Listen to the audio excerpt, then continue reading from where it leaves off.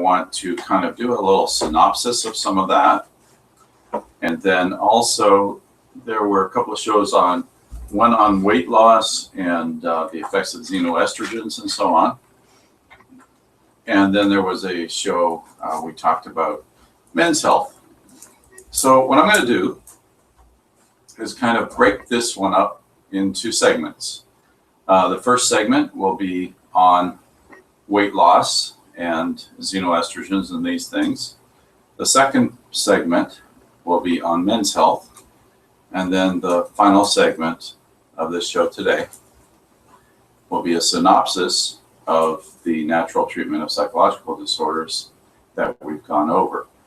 And this by no means is everything there is. I should mention that, obviously. But I've done a lot of investigation, a lot of research into all of these areas. And, you know, I've been practicing it for a decade and gotten into a lot of those areas and done well by it. Helped a lot of people.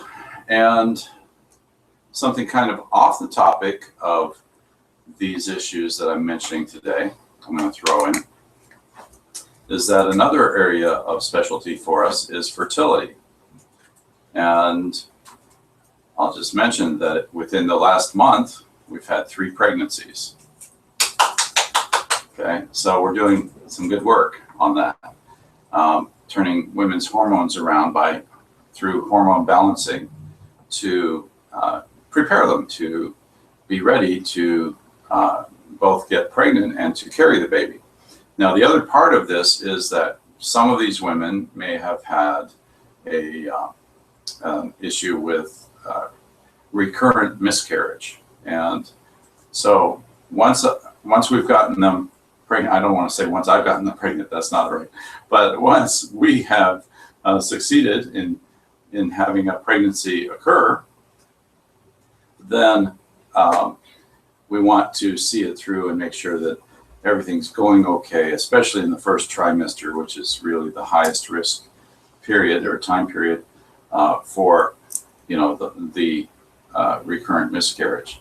So helping them to get the hormones to a point where they can get pregnant fairly easily, and then beyond that, helping them to continue to make sure that that environment, that the hormones are balanced right and so on, to carry the pregnancy through, and then helping them with certain advice and training to keep life's issues from getting in the way of that pregnancy. These are some more of the things we do beyond just helping them to get that accomplished. So, you know, that's specifically in the area of fertility, just as an example. So, had lots of success in this practice, so a lot of things going on that we have accomplished. A lot of people losing weight is one of the areas that we're pretty good at. If you want to take a look at our website, we have some coming testimonials, but at the moment we have a testimonial in each of the areas of fertility, of weight loss and thyroid disorders, and RA, rheumatoid arthritis. Non-drug treatment of rheumatoid arthritis to the point of living every day out of pain and healthy and full of energy. So you can't beat that, and that's done totally naturally, rather than some of the drugs that are used for RA, okay, such as methotrexate, for example, is a commonly used drug. That is actually a chemotherapy that's used for treatment of rheumatoid arthritis. So obviously we go the natural route with that and work on bringing down inflammation and many other things that are related to the autoimmune attacks and so on. So it's an autoimmune disorder, so we target some of the reasons for those attacks. All right, so if you're wondering who the heck is talking, if this is your first time listening, this is Dr. Christopher Jackson, PhD, DOM, Florida. What that all means is that I am a PhD. I have a PhD specifically in the area of natural health, which is a naturopathic PhD. And then I'm also a doctor of Oriental medicine in Florida. And I say that in Florida because I'm licensed in Florida. And beyond that, I'm also working on an additional PhD. I just love those doctorates, I guess, but I'm working on a PhD in behavioral medicine right at the moment, which is a sort of a division of health psychology, but focused primarily on the underlying causes, physiological causes of psychological disorders, but also some of the psychological causes. Like there are some theories that say that thought is at the root of a lot of psychological disorders. You know, if you look at theories on cognitive behavioral therapy, for example, Albert Ellis and folks like that, they get into the thought being the origin of the disorder, or especially with behavioral disorders. But I believe that for the most part, most psychological or behavioral disorders are actually rooted physiologically. And that's where a lot of my research focuses, and also the articles that I have been referring to for the last, 4 shows are all focusing on the underlying nutritional deficiencies and or excesses, the precursors that may not be there in sufficient quantity to the production of things like serotonin and dopamine, these kinds of things. This is all physiological and yet manifests psychologically. So my practice is under the same name as this show, which is no coincidence. My practice is called A Path to Wellness. Why do I call it A Path to Wellness? Because my focus is on helping people on a path to wellness, as opposed to the conventional approach, which a lot of people label sick care. In other words, trying to keep you from being sick. That doesn't mean you're well, it just means you're not sick. Okay, I'm focusing on helping people not only not be sick, but also be well and be healthy, energetic, full of high quality life, these kinds of things, energy, the ability to enjoy their lives with their families, etc. And both, obviously, now that I've brought up that issue of the psychological end, you can see that's on a mind, body, spirit level. That is the whole individual. So I'm very holistic. My practice is a holistic medicine practice, natural medicine in Northeast St. Petersburg, Florida.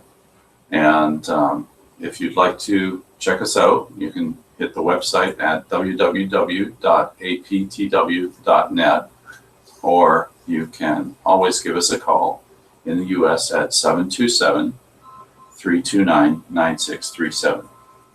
So with that little introduction and background, I'm not getting into all of my background because that would take the whole show, frankly. But, and I don't mean that egotistically, I'm just saying there's a lot that I've gone through to get to this point. But the show today, I want to focus on 3 main areas, as I mentioned. So the first segment, we're going to talk about weight loss.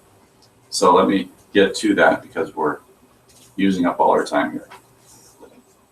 All right, so one of the articles I've written recently, I think it was, let me see, it was a May issue of Tampa Bay Wellness magazine, May 2015.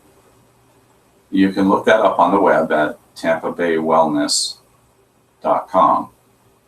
In the May 2015 issue, I did an article on weight loss and good health. And it's entitled Weight Loss and Good Health, Not a Simple Matter Anymore. Okay? And the subtitle is A Modern Epidemic. So what are we talking about? Well, we're talking about obesity, problems with people losing weight, and some of the things that are affecting that weight loss. So, as the beginning of my article states, it once was enough to eat a balanced, calorie-restricted diet and exercise regularly, and you could lose weight, right? You would expect that to be the case. And a lot of health professionals are still biased toward it's just the exercise and calorie restriction to lose weight. Well, to a certain extent, that is true. However, we are also bombarded, and there's an area of environmental medicine in this as well, but we're also bombarded by many influences in our environments, and especially in the US, where virtually everybody has a car and everybody driving around in this smoke-producing vehicle, that affects our air quality, our exercise regimen. We're not walking everywhere like in Europe. In Europe, everybody walks everywhere, generally speaking, right? Or they take the train if they're going from one town to another to go to work, things like that. But there's a lot of walking involved. In the US, there's not so much of that because everybody goes onto the highways and drives everywhere. And, it's a lot of fuel spent and a lot of time spent sitting. Okay. But putting that aside, there's still other influences, and part of those influences include the exhaust fumes from all of the vehicles on all of the roads. Okay, so we've got that. And I know there are cities all over the world where there are similar aspects, like even in Sydney, Australia, when I was there. Sydney is a beautiful town, don't get me wrong, but there is a certain part of that city that is very, very city-like, just like being in a US city, where you've got buses going everywhere, cars going everywhere, and so on. They do have a nice monorail going through part of the town and so on. But, there are aspects of this kind of life all around the world. However, in the US, it's very prevalent. So we get all of this pollution in our lives affecting our lives. Okay, so that can affect our health, and then that can affect issues like toxicity or detoxification. To detox ourselves from all of these environmental loads, these toxic loads, we have to go through a process where we get healthy. It's not easy to maintain because we're constantly being bombarded by these influences. Then we look at the food in the United States. First of all, there's fast food consumption, okay? Horrible stuff. I mean, really just, generally speaking, not great, okay? Far from balanced, at least one fast food meal is consumed every 2 days by approximately 37% of the US population, okay? So this is an aspect of being healthy and so on. So it's not just, even if you restrict calories, if they're garbage calories, if there are toxic substances in the food you're eating, you're still adding to that toxic load, and it makes your body less easily metabolized properly. Okay, and some of those substances are what we call xenoestrogens, and xenoestrogens are pseudoestrogens, we can say, where they go in and they bind in the binding sites for estrogen, creating more floating estrogen quite often because there's more availability of the estrogen now since they're blocking those sites in the body. So, when you have too much estrogen in your body, some of the things that we know about are, for example, estrogen receptor positive cancers that can occur. And I can go into that subject. I could spend a whole show just on that subject. But there are these kinds of influences on the human body from these environmental toxins that we're exposed to. We can add to that xenoestrogens, not just in the food, like bromates and things like that, but what about fluoride and chlorine? And, they're also in the same group as the bromides, or bromine, bromate, etc. So the bromides, the fluorides, and the chlorides are all substances that subdue thyroid function. Okay, so they can run your thyroid down, which can mean that losing weight can be a real issue. if your thyroid is subdued in its function, the thyroid's a master control in your body. It's basically controlling the majority of your metabolism and metabolization. There is another component to that. For example, your adrenal component does affect your metabolism as well. And the adrenal component is another issue with weight loss, because the American society, the US society, United States of America, is a very stressed society. And the stress means that we're creating a lot of the hormone cortisol, and that tends to cause accumulation of body fat, particularly in the lower abdominal area where the love handles are, that kind of area. Okay, so you see more of that situation in this society because of all of the stress involved. The American society is, I believe, the most productive society in the world. And part of the reason for that is because nobody takes a break. There's not enough breaks. There's not enough to be able to relax. Those kinds of breaks are built into some societies. Like in most of Europe, you get a fair amount of time off each year. You have vacation time. In China, you see people out in, the parks doing Tai Chi and so on. This is all relaxing. This is all helping with the relaxation and bringing down that cortisol level. Here, I think the most common thing for bringing down cortisol is to exercise at a gym. And I'm not sure that that is the most efficient way, especially since the mindset doesn't change. If anything, the intensity of exercise can be a problem.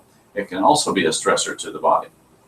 So we have a lot of issues that can affect the ability to lose weight, even if you're exercising, even if you're restricting your calories. You've got all of these issues affecting your body's metabolization.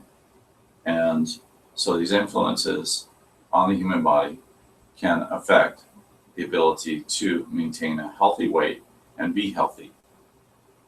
Okay. I'll just mention one other prevalent toxin, which is also a xenoestrogen, is mercury. Mercury is not only in some of the vaccinations through the inclusion of a preservative called thimerosal,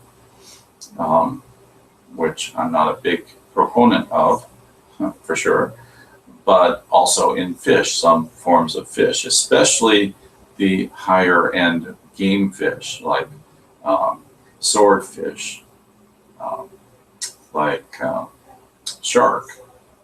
Some of these fish are very high. King mackerel, these kinds are very high in mercury relative to the levels of other types of fish. Okay. Tuna is only about a fifth up the scale relative to those fish, and that gives you an idea. Some of the other fish, though, are much better, lower in mercury, tend to be through sampling. This is from studies, actually doing the sampling. Okay, so another aspect of that is cold water fish, and we want wild caught and all that sort of thing. But what I'm looking at here is the inclusion of mercury in the diet, and that's a xenoestrogen and can affect thyroid function and other things like that run from that. So many influences from the food and from the environment are affecting our ability to maintain a decent metabolism. And all of these things can be looked at and improved through a detoxification process and through, looking at how the body, the metabolization or the metabolism itself is being affected through testing, proper testing, deep testing of thyroid, of things like vitamin D levels, B12 levels, etc., that affect metabolism and neurology and all these things. So that's a quick synopsis of that end of things, and we'll go ahead and take a little break here. After the break, we'll get into the next segment.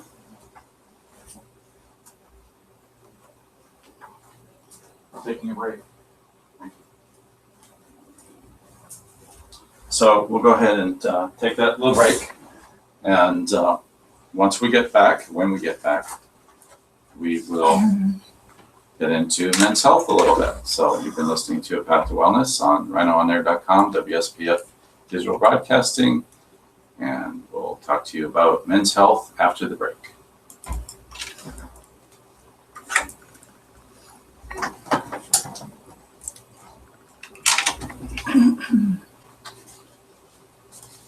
We want it to be in segments, right? Okay. I'll mark that today.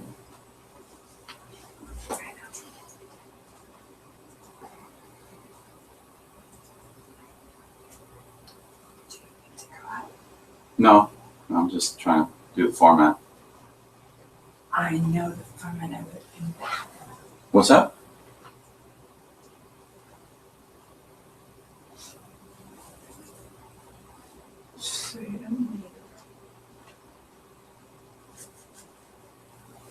I actually interject breaks on my own.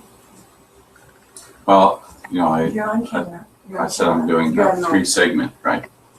So with the 3 segments, I gotta break it up.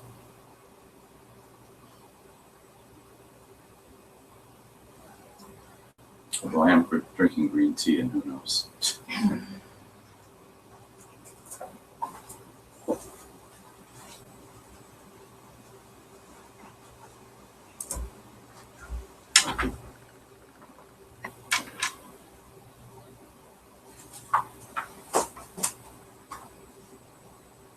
Ready to run?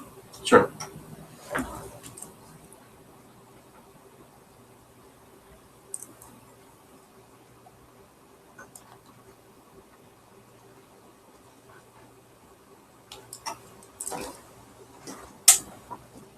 Welcome back after our short break. Now we're getting back into another area. You're listening to A Path to Wellness on rhinoonair.com, WSPF Digital Broadcasting. So, in the previous segment, I was talking about estrogen and xenoestrogens and the influence of them on human health. Well, when we talk about, certainly an important issue as well. If you're elevating estrogen in a gentleman, one of these side effects can be a functional problem.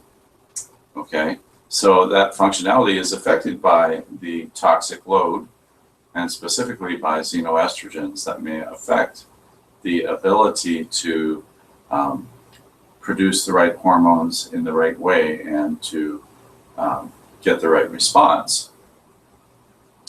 Okay, so in that area, certainly an important area is the level of testosterone, but also the level of estrogen. So if a gentleman has elevated estrogen and low testosterone, that's a problem. Okay, that is not a normal scenario or an appropriate scenario for a guy. Okay, it may be reasonable, somewhat reasonable for women, but for a guy, it's not a good thing. And what happens is you get functional problems quite often. So one of the approaches that I take is to bring down the effect of the estrogen and boost the effect of the testosterone. So how can we do that in a natural way? And I don't mean necessarily with bioidenticals, but what I'm referring to is not to replace the hormones, but to stimulate the reproduction or the regeneration, the elevation of those hormones within the body. Well, there are natural substances that help us do that. And for the one end of it, we have the substances that dissuade the development of estrogen. And then we have the substances that stimulate or increase the production of testosterone. Okay, so in the right combination, we can help a guy keep from converting testosterone to estrogen while stimulating his production of testosterone. So that combination can really help with recovery from functional issues and really turn things around. And this is obviously important in a lot of ways for the guy and for any relationships he may have going on in his life. So if guys, if there's problems in the relationship, then there may be that may be a big ramification for the gentleman of this physiological issue, this kind of physiological issue. So there are substances that help us do this reversal over time. When you're working with the body, it's not an instant gratification kind of thing, not to use a pun there, but it's not an instant change. Okay. Hormones are a little slow. They're not like our nerves. Our nerves are at the speed of light, basically. Hormones are a little slower to respond. It takes a little time working with the body, as opposed to, say, hormone replacement, where we get an instantaneous change suddenly. And one of the downfalls of that approach can be that the body goes into what's called a negative feedback loop, where the hypothalamus, a part of the brain that's monitoring the levels of hormones, now sees that those levels are higher and therefore backs off on stimulation of those hormones naturally, which can mean that essentially you're training the body to produce a lower level of those hormones, which is the opposite of what you really want. Okay, so you may get that quick fix right then, which is something that most people in the US are accustomed to, is the quick fix. But it's not really a fix. That's the thing. It's really more of taking over. So it's not really your body doing that. It's your body being controlled to have the right response. So, see what I mean? So what we're trying to do is, in a natural approach, to stimulate the body's response on its own, to get the body to come back to doing the right thing, what it needs to do naturally to bring it into homeostasis or a balanced state. Okay. So with that, let me mention one other underlying factor in that. So there is an enzyme in us that causes the conversion from testosterone to estrogen. Okay. And that conversion then leads to lower testosterone and higher estrogen levels. So it's not just the onslaught from all of the xenoestrogens in the environment and in our food, but also this natural process that occurs in human beings, where this enzyme, it's called the aromatase enzyme, does this conversion from testosterone to estrogen. So over time, what can happen is men end up with higher estrogen and lower testosterone because of the action of this enzyme, in addition to all of these other things that can affect one, which I was mentioning earlier. Okay, so that's one aspect of men's health that I think can be dealt with, and I've written about. And you can look at this. I have an issue, let's see, of Tampa Bay Wellness Magazine. It was June of 2015, if you want to look that issue up on tampabaywellness.com. So another aspect of men's health certainly is cardiovascular. Men tend to have more issues with cardiovascular health than women, although those statistics are certainly changing over time as more women say are affected by both the health aspects of the fast food diet, or the non-health aspects, let's say, and combined with bad habits like smoking and things like that. So cardiovascularly, there are some important things that help both the muscles. Testosterone is also helpful with muscle health, muscle strength. That's an important point. So testosterone for the muscles. And what is the heart? The heart is a muscle. So the strength of your heart can also be somewhat dependent on testosterone. But in addition to that, there are issues like B12, the level of B12, the level of ubiquinol or CoQ10. These are very important to the health and energy of the muscles and the ability to convert ATP. ATP is the energy molecule. So going through that process to energize those muscles and strengthen the muscles can be affected by many things. And if B12 is going down, CoQ10 is going down, this can affect muscle strength. Well, guess what? One of the more common medical practices is bringing down that cholesterol, right? And we have a kind of drug called statins, and there are many forms of them that are used for bringing down that cholesterol. Well, one of the side effects of those is to reduce B12 and CoQ10. So when we're taking statins, we really need to be supplementing CoQ10 and B12, okay, to maintain healthy levels. Now, I say that in a general way. However, first of all, I'm not prescribing, I'm not treating anyone or trying to cure anything over the air, right? But secondly, you really need to find out what your levels are. You need a baseline so that you know what the response is to treatment. Both, obviously, monitoring your cholesterol if you're being treated for that with a statin, but also looking at your CoQ10 and B12 levels. Okay, so we want to know what it is that's affecting our health, and we need to look at these things, not just be playing, at it or guessing about these things. All right. Now, so there is this issue of cholesterol. Is it a serious health issue?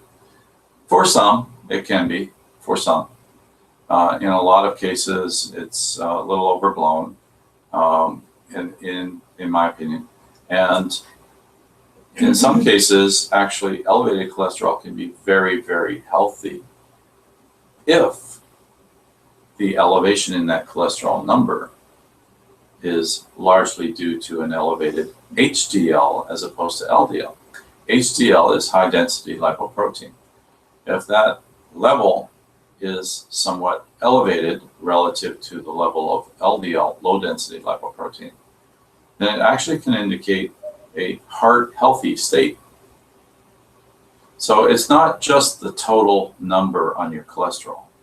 In fact, I can get deeper than that into VLDL and so on, and the lower levels of that.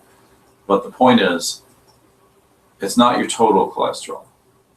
And this is something that a lot of people go based on, even physicians go based upon, will test for total cholesterol and then want to treat. If your number is above 200, quite often you're going to be told you need statins. Yet it may be, if you look a little deeper, that it's actually your HDL that's elevated, so you may be fine, and it may actually indicate heart health. So that's something to look at in terms of the details that are involved in this. All right, so that's an important aspect. I think cardiovascular health in general is important, and B12 and the B vitamins are very important to that, as well as your neurology. So these need to be looked at in addition to CoQ10, ubiquinol levels. And another aspect could be caffeine intake levels. Like if you're tending to be hypertensive, you might want to watch your caffeine, you might want to watch your salt intake, these kinds of things. So these can affect heart health. Also, you want to not be doing things like smoking. Some of these habits can really be detrimental. And you need to watch sugar levels as well, because that can damage your cardiovascular system, which is an aspect. When you get elevated insulin in response to too much sugar in your diet, you can do damage to your cardiovascular system. So, certainly, even if you're not diabetic, if you're somewhat insulin resistant, that can be part of the problem as well.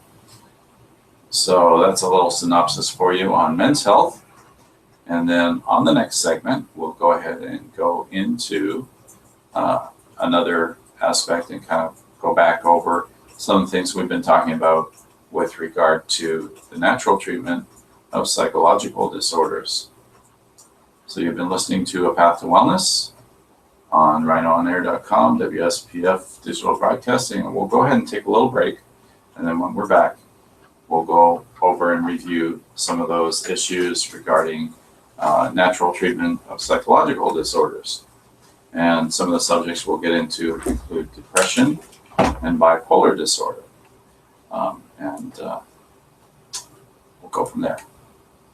So we'll see you after the break.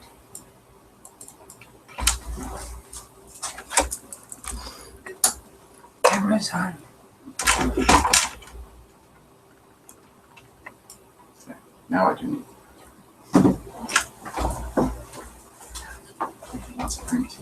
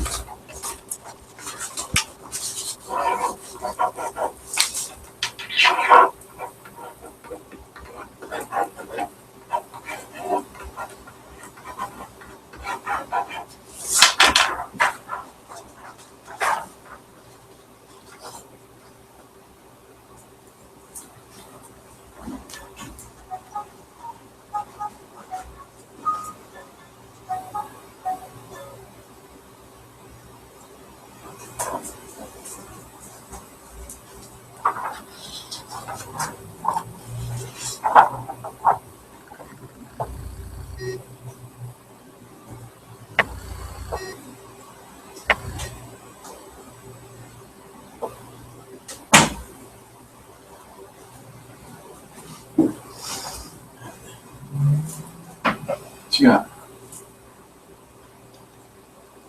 Cool. So, You can be heard, by the way. okay. I am being heard. Mm-hmm.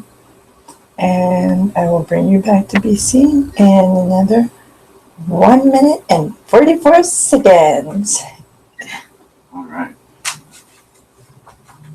And I'm going, I'll let them see you. There's the duck getting ready for his next segment.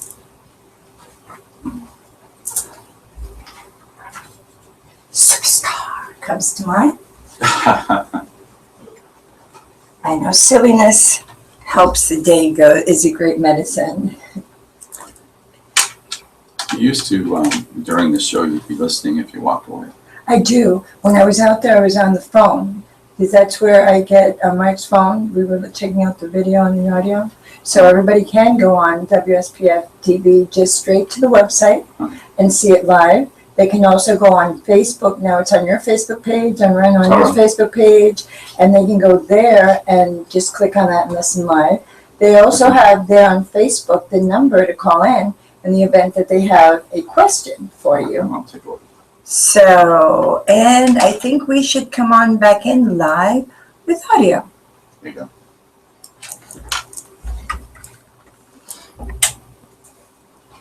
Well, welcome back. You're listening to Path to Wellness on rhinoonair.com, WSPF Digital Broadcasting. And we're having a little fun. A little. We We're need to talking step about it up. Woo! Yeah, we're talking about some deep issues here. And I'm trying to summarize some things very quickly here because I'm giving them short segments. But it's very interesting. Yeah, and it gets a little deep. But you know, in the U.S. we've become so reliant on the quick fix that we're not looking at what's underlying the disorders that we deal with, and certainly conventional medicine tends to go that way. It tends to be focused on treating acute disorders, treating the emergency, and therefore relies on that same medicine to treat chronic disorders. And this is an issue. This is a problem, really, because we're not really dealing with the underlying root causes. So what we're doing is treating the symptoms, and long term we're treating the symptoms, and we continue to treat the symptoms, and with harmful drugs that can cause internal damage and all of these side effects. So regardless of those commercials where they're talking about the side effects in the background while some couple is dancing on your screen, it's not a laughing or a joyous matter when you're being drugged long term, causing all sorts of side effects, from everything from erectile dysfunction and low libido to damaging kidneys and perhaps your liver, your gastrointestinal system, etc. These are all side effects of many of the drugs. So even depression is one of them as well. Suicidal ideation, even with antidepressant drugs, that can be a side effect. So there's a lot of these kind of confusing things going on, like with the example of statins that I was just talking about. With statins, what are we trying to do? Well, we're trying to improve cardiovascular health, right? So we're trying to, get that cholesterol level down so the heart can keep on beating, basically, and so your cardiovascular system can keep on bringing that oxygenated blood throughout your body and keep your body functioning well. And yet, we use a drug, or many drugs actually, that reduce CoQ10 and B12, which cause weakness and damage to the muscles, including the heart. This is kind of an odd scenario, and yet we see this same kind of situation with many examples in the pharmaceutical world. And so we have to take another look at some of these things. And I believe that when there are acute disorders, certainly conventional medicine has it hands down. Okay, although I have treated acute disorders with natural medicine, not to brush over that. However, there are some situations, many situations really, where conventional medicine is a better approach. But they're typically the acute emergency type of medicine, the emergency situation. For chronic disorders, continuing to drug people, have them take poisons, essentially, damaging their bodies while they feel better, there's a little problem with that scenario. And I'll just leave it at that. So, on that subject. But as I mentioned, some of those drugs can cause suicidal ideation, and depression certainly can be a major issue for treatment, and also the side effect of suicidal ideation. Now, it may not be that they particularly are depressed. It may be more of a change in their consciousness that leads them to suicidal thoughts. So it can be a little different, little aside from that. But what I like in this realm is the use of orthomolecular medicine. There are many physicians, particularly in Canada, my country of origin. There is a pretty large area, a large practice of what's called orthomolecular psychiatry, but generally speaking, orthomolecular medicine. And folks like Abram Hoffer and his son John have continued the practice of orthomolecular medicine in application to psychiatry or psychology, therefore orthomolecular psychiatry. And many disorders are treated using this approach. And what does it all mean? Well, there's a gentleman by the name of Linus Pauling, who passed away a little while ago, but who back in the 60s and 70s won a couple of Nobel Prizes. And he had some odd number, like 7 different PhDs. He's kind of been a bit of a sort of an idol for me, which might explain some of my propensity toward more education. But he developed or began this this area called orthomolecular medicine, and he coined the phrase orthomolecular because it's the right ortho molecule for the job.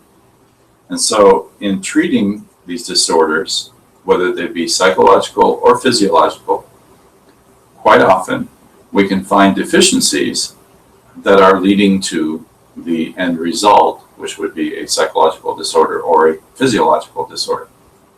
And by targeting the right molecules, by using vitamin D if they're low on vitamin D, or say precursors, like for example with testosterone, perhaps using precursors to the development of testosterone, or other hormones like with women's hormones, particularly progesterone, but also estrogen.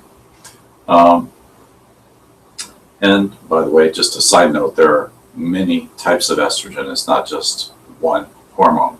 There are many in that group, like estradiol, estriol, and so on. Estrone are the common ones that we measure. So,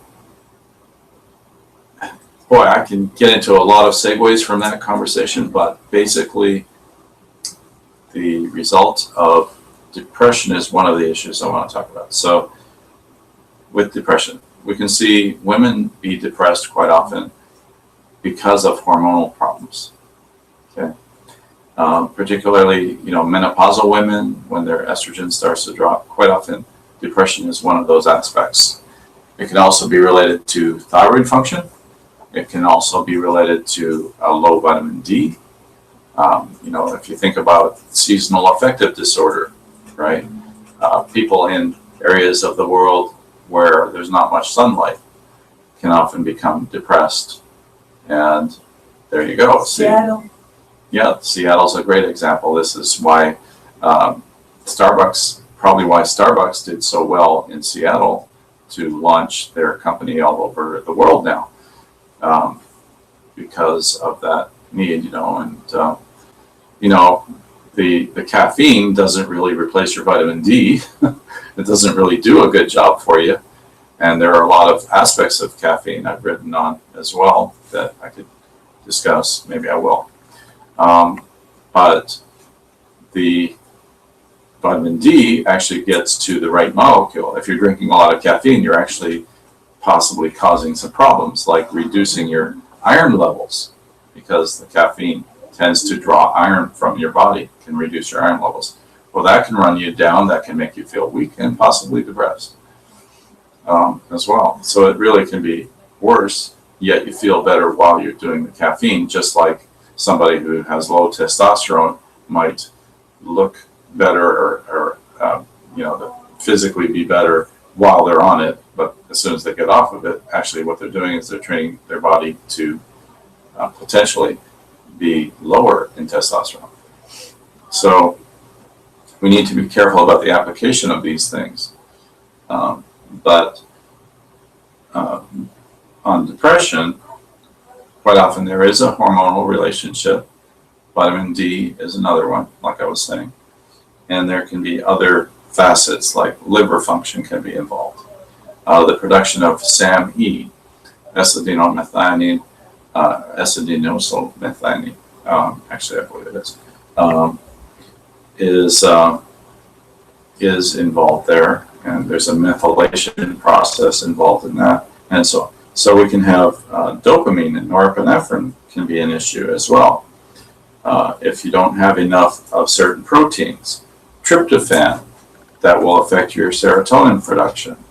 5-HTP is a good application for these kinds of issues, or a good thing to look at to see whether it might be helpful for these kinds of issues, right? So we have serotonin production. We also have dopamine production. Dopamine is a hormone, neurotransmitter type hormone that increases your get up and go. You feel good. You know, it's what you're really wanting to be up when you get up in the morning. It helps you get going. So does the sister hormone that comes from the adrenal glands, norepinephrine. So we want these to be elevated to help us get up and go, and that also gives us more positive attitude. There are many dopamine receptors throughout the brain area. There are particular fibers, there are particular pathways in the brain that are focused on elevation of dopamine, and they're dopaminergic. In other words, they help to generate dopamine. And there are specific precursors to those. I mentioned tryptophan or 5-HTP for serotonin. That is one of those for serotonin. While with dopamine, tyrosine is a very important one. L-tyrosine or even phenylalanine is an important amino acid. So we need to be getting adequate protein to produce these and have the right broad spectrum of proteins or of amino acids to be able to produce adequate levels. So if we're not producing adequate levels, it doesn't mean that we are deficient in Prozac. It doesn't mean we're deficient in Zoloft, does it? It means we're deficient in dopamine or potentially serotonin. So what we need to do there is give ourselves, or at least in my point of view, give ourselves the precursors to help our bodies generate those substances so we feel better. So this is the same philosophy, orthomolecular, treating with the right molecule for the job, right? And we're talking about nutrition. So why isn't this being done all over the place? Well, in the US, the fact is, it's just a fact, it's not a criticism, it's a fact, that the majority of medical schools do not have significant amount of nutrition in the curriculum. In fact, some have absolutely none. Okay, so if you are a physician who has been trained with no knowledge of nutrition, are you going to be prescribing nutrition? Or are you going to be prescribing the drugs that you're well versed in? Right? So this is the focus of conventional medicine in the United States.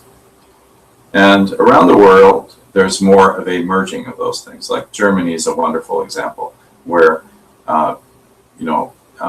physicians are trained to apply both phytomedicines and pharmaceutical medicines. And there's more of an integrative plan to do that. This is what I personally envision for the United States. I think we're going to evolve toward that. We're going to evolve toward more integrative practice. But currently, we're not much in that. We're not doing much of that. And this is why I'm working with other folks who are conventionally trained and referring back and forth to work together to be more integrative. This is my philosophy. I believe that this is the best approach, especially, if there's an acute disorder that I cannot properly deal with, I want somebody there who can give them what they need to recover quickly.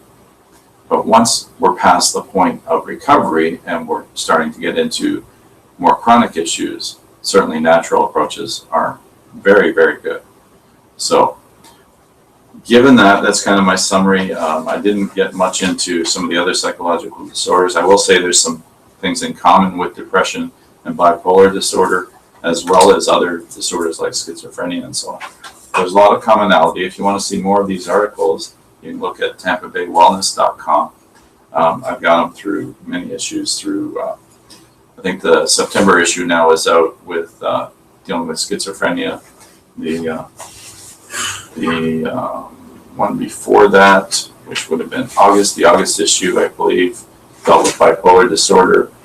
And upcoming, I believe in October, I will have an article in there on obsessive compulsive disorder.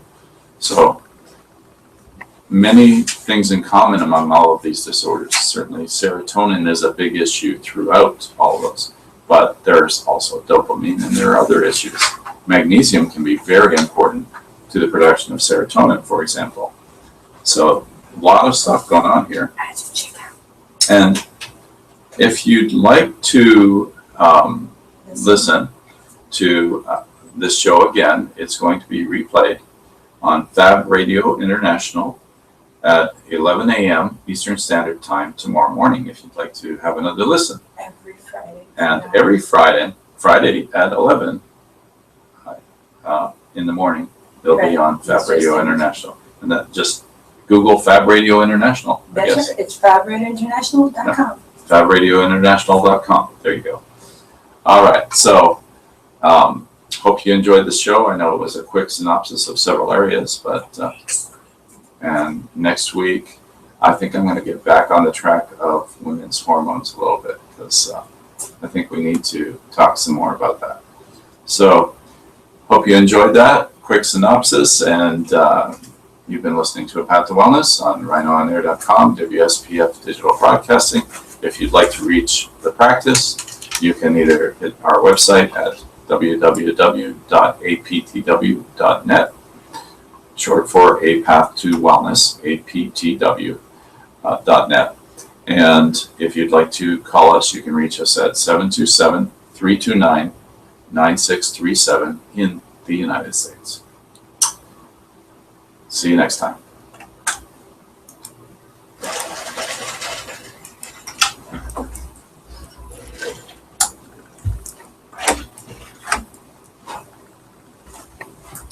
A little rushed, but what do you think?